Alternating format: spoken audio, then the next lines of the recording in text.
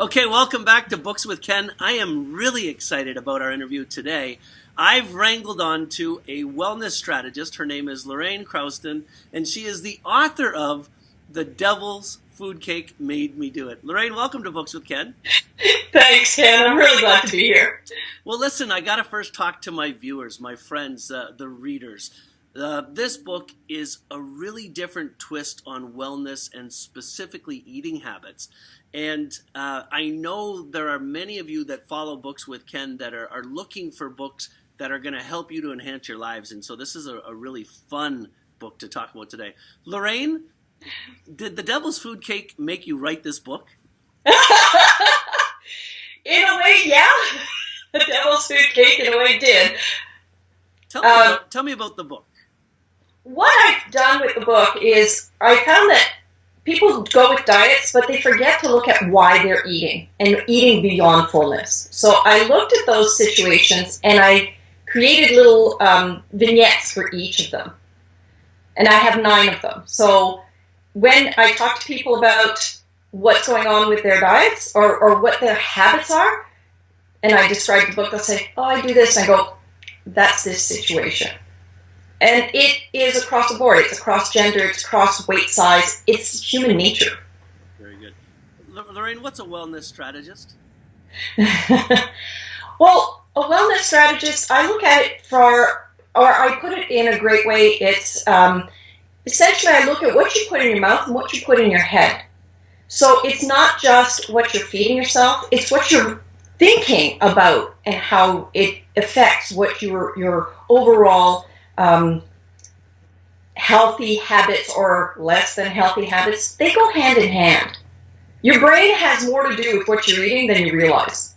So I know that you're a sought-after coach, a personal coach of sort that, I've talked to many of your clients who have told me that where you really are different is you're helping them to realize what's going on in their lives and adjusting this is the interesting part, adjusting behavior that leads to weight loss and leads to wellness. And I find that fascinating because it's almost like the anti-diet. Am I reading this right? You're reading it right. In fact, I am a ditch the diet fan. I don't believe in them. You will lose weight. I don't dispute you will lose weight. My problem with them is that on some of them you don't learn anything, and on others it's so restrictive that you'll bust out and then you just gain it back and more. So that's completely unhealthy and it's counterintuitive. I'd rather that you make a few small changes, be happy with that, make a few more, and eventually just get to an overall health.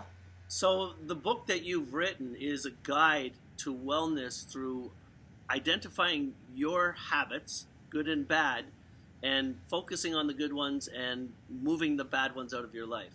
Is that right? That's exactly it. I'm sure in a fun way. Yeah, of course. But I'm sure that you've got some examples. You've got some market research. In other words, tell me about some of your clients without mentioning their names, because we want to protect those people. But I'm sure things. Actually, I'll give you myself, because each of the 9 instances I've lived through each of the 9 at various points, and the one that I am constantly, and I call it the seafood demon. And people say, oh, seafood is good for you. No. I see food. I eat food. So imagine what happens to me when I go to a buffet. It's a bloody kiss of death for me. Yep. Because I see all the food and I want to taste everything. And my journey was to look at, well, why am I doing that? And once I started to see why I did that, now I can just say, okay, I see it, I acknowledge it, I don't have to eat it. Because I know where it's coming from. Although I battle with it all the time, but now I have a better awareness, and so I can let it go. So when I think about eating and the bad habits of eating for myself, I find, I can remember being on long flights, and we'd be served a nice dinner, and I'd eat a nice dinner, and then an hour and a half later on this 5-hour flight, they'd come along with a basket full of potato chips and cookies and other things, and I just filled up. I pretty near emptied the basket, and then I consumed all of that food, but I knew I didn't need it, but I did it. Like, why did I do it? I knew it was I wrong. have a quick question. Were you doing anything else while you were on that flight? Not a lot I can do on that flight. I was watching a movie. Yeah, you were bored, right? Yeah, I guess you could say that. Okay. I have a little saying that I've put in the book. A bored brain is a hungry brain. Your brain is looking for something to stimulate it. And if it doesn't find anything interesting, guess what it's going to tell you to do? Eat. You got it. And I've lived through that one too. So what advice do you give to somebody like me that has that problem? And I see that it's a problem. I don't want. I get on the plane and I know I don't want to eat those yummy potato chips, but I do. How can I change that? And the other thing with potato chips is what you're getting is that you're getting the crunch and the rhythm. So that's another thing, you get in the salt and the fat. And those are like, it's almost like your brain explodes with an addiction. So it's like, oh, this is great. One of the big things is if you can, get extra water. Drink lots and lots of water. Okay. Because first of all, you're on the plane and you're going to be dehydrated. So having the water, it fills you and it gives you something to do. The other thing too is find something to distract you. Even if it's just get up and go to the washroom, or get up and stand in line for the washroom, come back, you won't be hungry. Your brain had something else to look at for a while, or it got a distraction. And while you're standing in line, talk to the person in front of you. What kind of advice do you have for women? Because I'm starting to understand, and I flipped through the book before the show. I think if I've had a chance to talk to lots of women in my life. I am happily married. I have a personal relationship with my wife. And it seems to me that there's more eating going around the girls when there's stress, or when they're when they're depressed, and then of course they gain the weight and they get more depressed. So it's this vicious cycle. What advice do you give there? Stress is even harder on women because they will absolutely crave high fat, high calorie foods, and it's been proven that for women it's even worse. Obviously, anything that you can do to do a stress reliever. And that's when take a walk. Even if it's just a walk, get away from whatever it is that's stressing you, even for 5 minutes. But those you do need to have those stress reliever techniques. If your stress relief happens to be, push your husband around a little bit, and then you feel better. Even this morning, I was looking for something and couldn't find it, and I just yelled out a few curse words. I'm alone in the house, so it was okay, but I just needed to, because the stress was mounting. The other thing, too, is you have to be careful with women. It's really important because their eating habits will be transmitted to their children. So they need to find what those triggers are and how to work around it.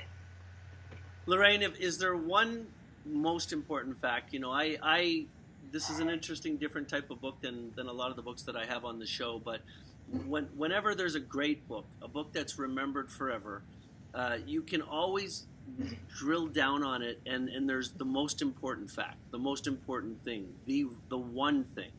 I think about my favorite book in personal development is Malcolm Gladwell's book Outliers. And whenever you say the word outliers to anybody, they say, "Oh yeah, 10,000 hours," because that's the main point. What is the one thing that the masses are going to remember about your book in the future? Oh boy, that's a good question. I don't know that they would remember the same thing. They would remember their own food demon. They'll remember a food demon. Okay. Because each person might have a different one. You were talking about, the ones that are upset. That's the feelings demon. Well, for them, that's the one that they have to struggle with. Mine is my seafood demon. I struggle with that one, and I know about it. So I think it would be a food demon. It would be coining that phrase of, "Oh yeah, I know what your food demon is." Well, no, that makes a lot of sense. This is going to be a book that somebody buys for somebody else that they truly care about. They can, absolutely. And I just got a quick little email from someone who just finished. They just received it, read through it quickly. It's a fun read because they're stories. And she says, I'm going to be on a plane with only carry-on luggage. I'm bringing your book with me. I think it's that important. Wow. I thought it was fabulous. Well, the book is called, I've lost it in our conversation. Give it to me again. Show everybody the book. I know you've got a copy of it there somewhere.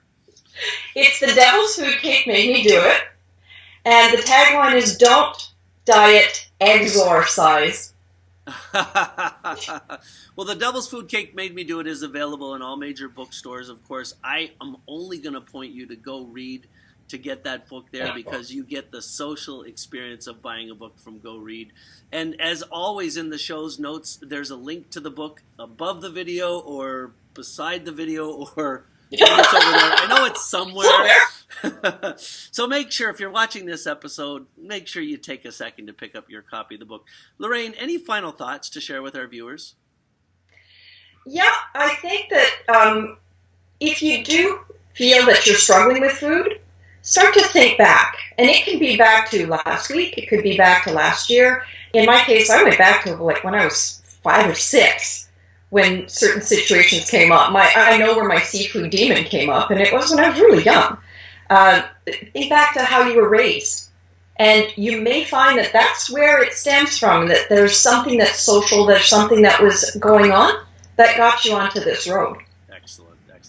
Well, it's been wonderful to be here with you today, Lorraine. Thank you so much for coming to the show. And to all of you, make sure that you take a second look at this book and click on that link, because this is a different idea about wellness. We've all failed at diets. Maybe we won't fail at identifying our food demons. My name is Ken Dunn. This is Books with Ken. I've been happy to have you on the show, and we'll see you the next time around.